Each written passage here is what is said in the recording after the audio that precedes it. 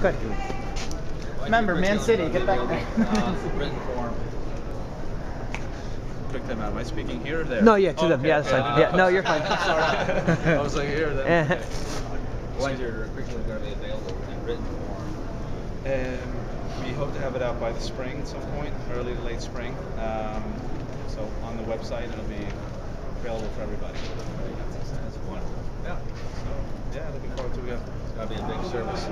I hope so. I think the whole idea is to try to, as I mentioned, some of the presentations is to bring ideas together. We're all in a collective direction, and it's a framework. You know, it's not in any way. I know it's hard to say, but you have to do it, but it provides a framework, and different interpretations are fine, but consistency with a lot of the content and everything will only help us as coaches that we're doing the same thing versus everyone out in their own way. And I feel that's one of the things is that our country has been a lot of passionate people about coaching, about wanting to do good things, but it's sort of like everybody's in their own direction. And it's sort of that's the idea with the curriculum is to bring everyone, especially with the younger ones, but each age in the curriculum that they're working on more or less the same thing and try to cover the contents for that season that they have with players. The curriculum with the philosophy behind it. That's the key. Exactly. The curriculum is the first thing, but then it's applying it. The philosophy is one of them. It starts with the style of play, which will be in the overall curriculum presentation. But I think it's the most important part of it. You know, on my travels, as I mentioned, the first thing they mention with anything to develop players and coaches is how do you want to play? Because when you identify that, then you can develop coaches and players. Because I think coaches are not quite sure how they should play or not given direction. You know, so I think that's the first piece of it. How do you want to play? And then I mentioned it the other day, and again referencing Barcelona, but there's no better example. You know, and that's the first thing we talk about. Is we developed a style of play that has a certain formations that's flexible, but our style of play always stays the same, regardless of the formation. If they move around some stuff, but it really stuck to me that the curriculum is one piece of it, but for coaches and players to develop, we need to apply it to a way we're trying to play, so how we're developing players. So a lot of the principles of play that were mentioned and the style of play are always going to be worked on during the week. It should be worked on. So, for example, possession game, keeping the ball on the ground. So we do that in training with possession. And so one of the last pieces of it as well is developing a library of exercises that gives coaches choice to pick exercises. And again, like I mentioned today, gives them the flexibility depending on numbers and age. You know, the exercise, like I mentioned, could work for many different ages, and there's some that are specific to certain age groups. So it's really the whole idea of it is to simplify everything that's out there. I think it's not by any means, you know, something no one's ever seen before, but it's just sort of bringing everything together and really trying to simplify it all, the content and for coaches to understand. So that's what I feel is the most important part of it, is trying to keep it simple for every coach so they can take it, most importantly, onto the field and when they train, because that's the most important part. You know, as you mentioned, it's on theory, but taking it onto the field. Claudio, you had talked about this has been formatted, but still Main Street Club in America, that volunteer coach has never played when they start out. Yeah.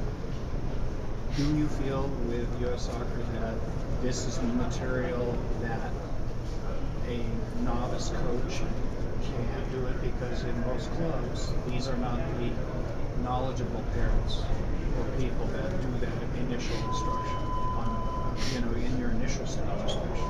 Yeah, I think so, and what I talked about in that presentation for the younger age groups is the more simple the better for the coaches. So that's why even down to exercises, because I get that simple question where when it's all said and done about gathering the kids, a coach will come to me, doesn't have any experience, and say, well, what exercises should I do?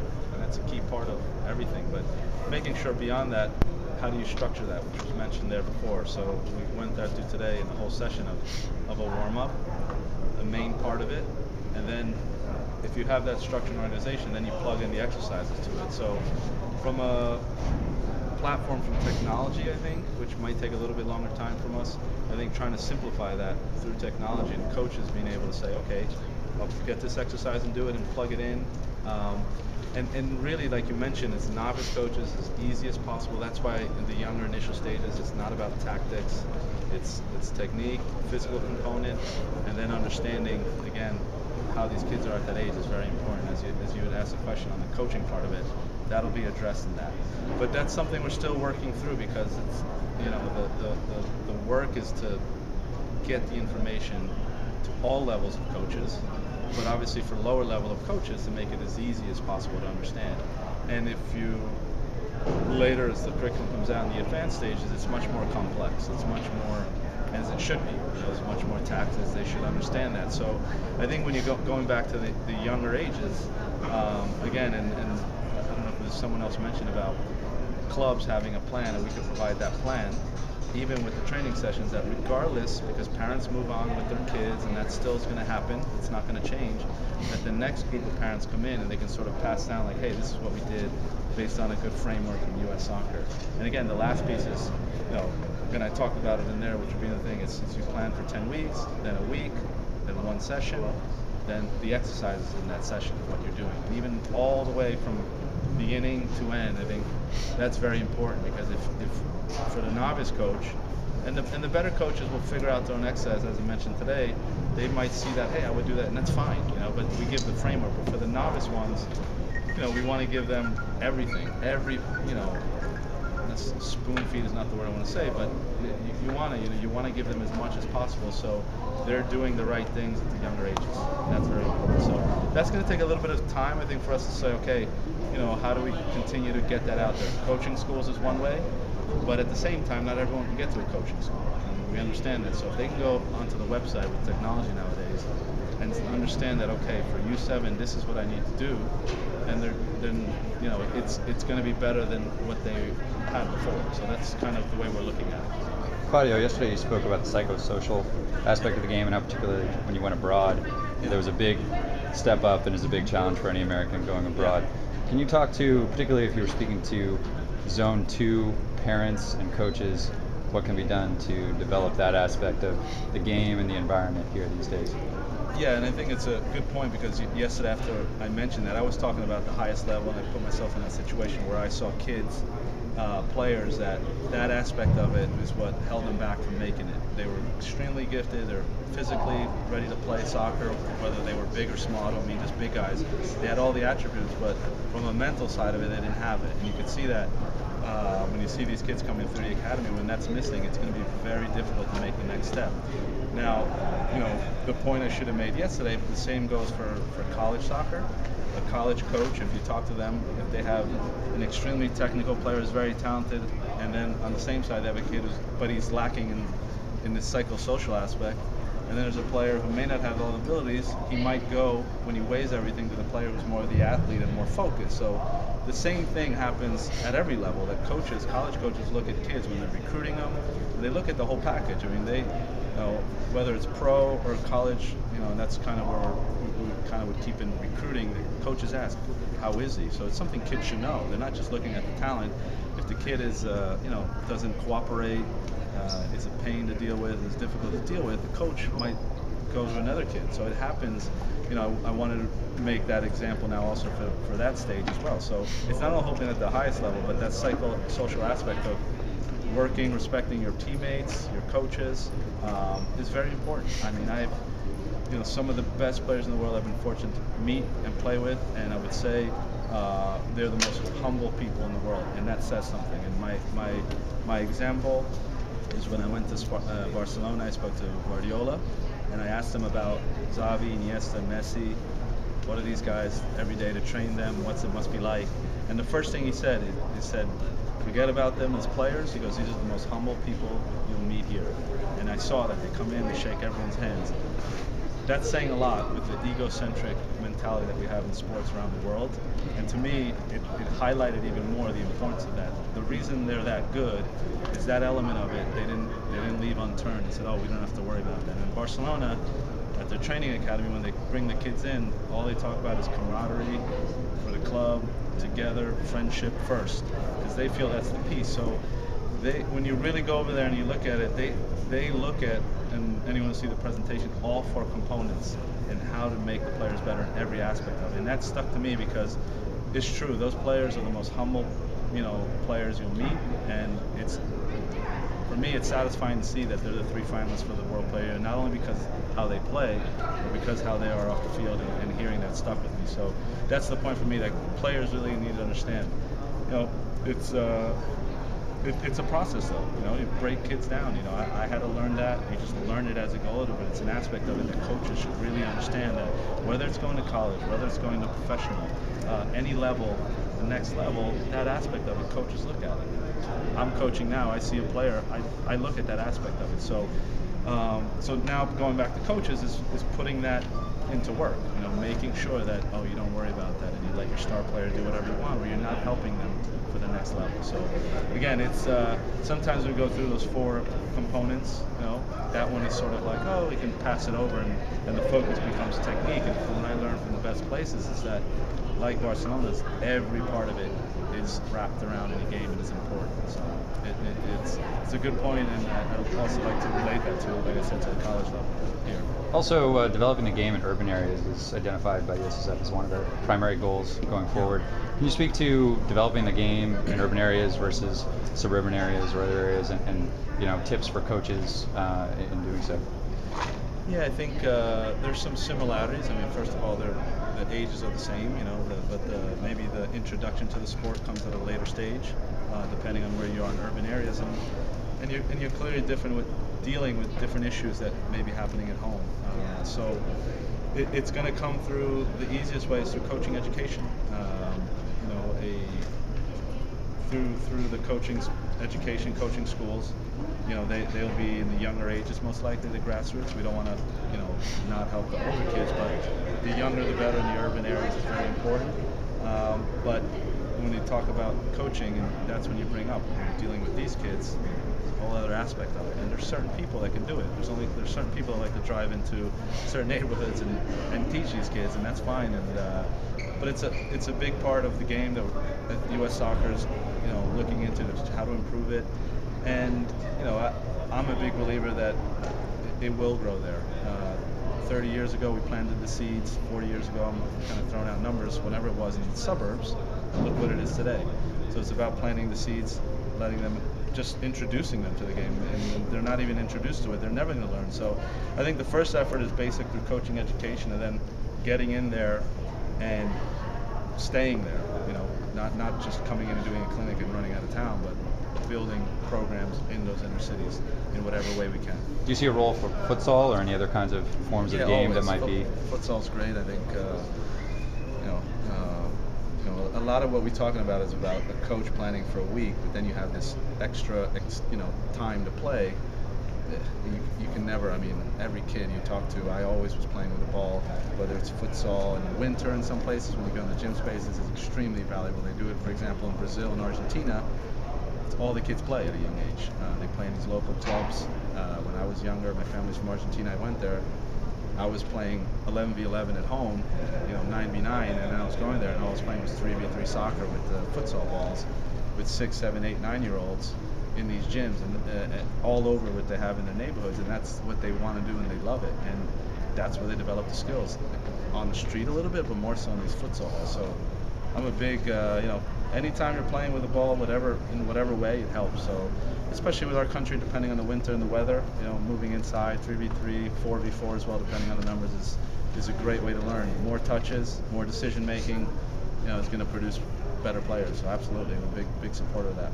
And lastly, do you have any tips for coaches for keeping the training flowing, particularly with young ages where maybe the attention span isn't there? I know you touched on a few things today, so just keeping breaks short.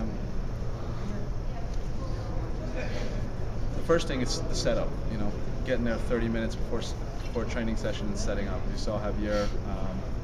Again, it'd be nice.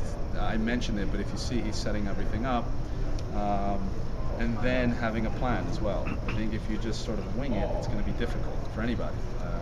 So having a plan. I had it laid out a little bit longer, but you can even have it on a little sheet to refer back to, or a little book, however it is. But it's the idea of coaches, putting that on paper, and you start thinking, oh, what's the size I want to do stuff, versus going there and having no plan.